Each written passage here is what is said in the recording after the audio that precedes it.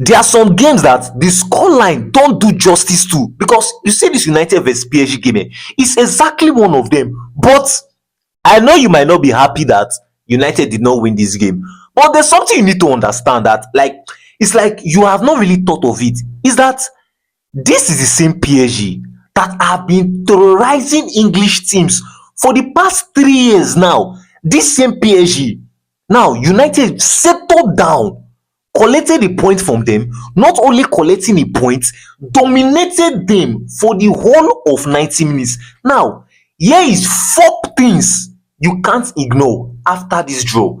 Now, come with me. Let me give you the full story. Now, number one, you see, Mbeumo should never in his life play as a right winger for Manchester United. See, there's something you guys don't understand.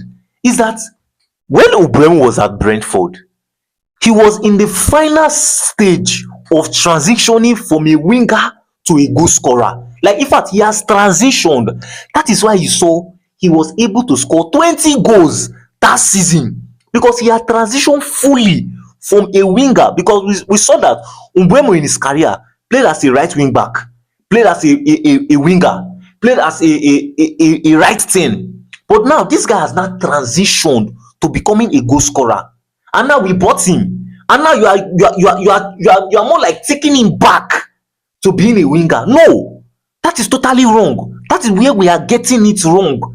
And Mbeumo have been trying to tell us since, but we couldn't see it. Because now look at this preseason. His first two games he played as a winger, and at some point we're like, what's going on here? Like, in fact, Mbeumo was now looking like the shadow of himself. Now look at the last two games that we played. We played him as a number 9. What happened? Back to back goals. Back to back goals.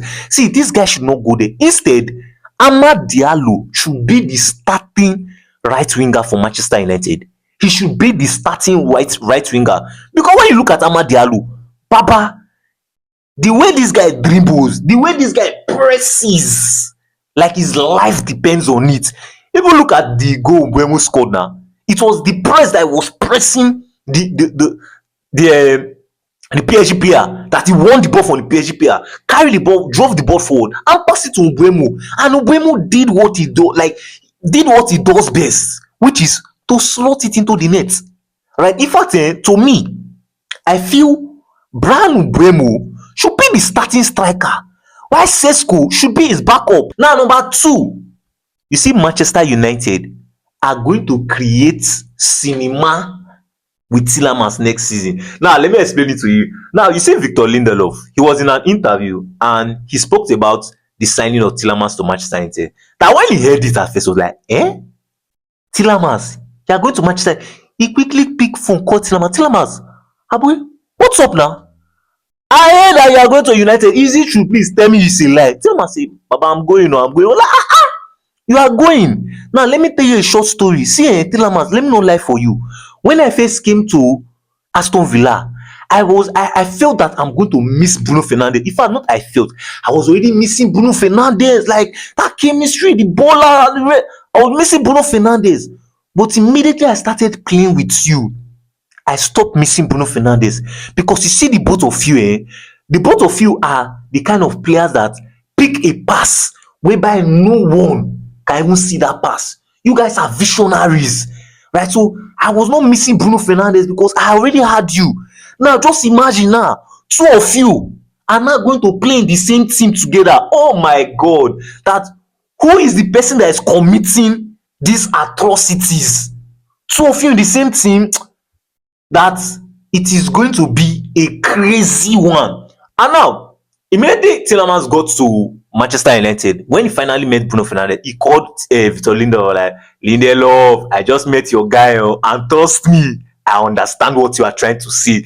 Because see, honestly, when Bruno Fernandes and Tielemans walked up into the pitch, I was like, I knew what I was expecting, and they gave me what I was expecting. See, there was one thing Bruno Fernandes and Tielemans did in that game, whereby you see Tielemans like was with the ball.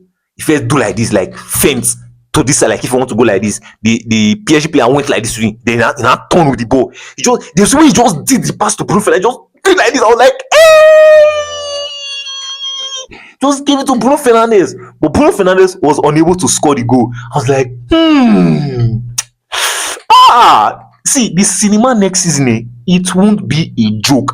Now, number three is that now there's something most of you might not have noticed is that you see both Shelesi and Maguire, the both of them, I think they were the only players that played the whole 90 minutes for Manchester United in that PSG game. And you now ask, Chuk, so what's the meaning of that? Like, what are we supposed to do with that information? Now, let me break down something to you.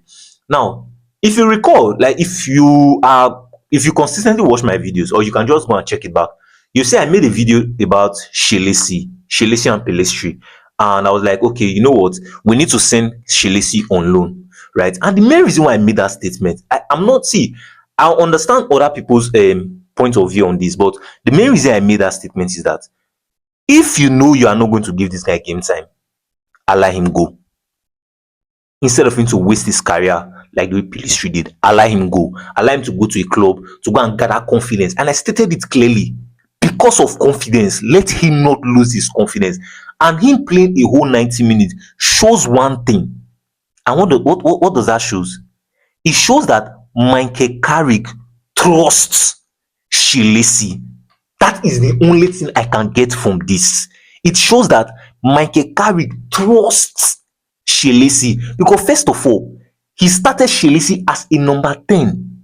In number 10, a position that is owned.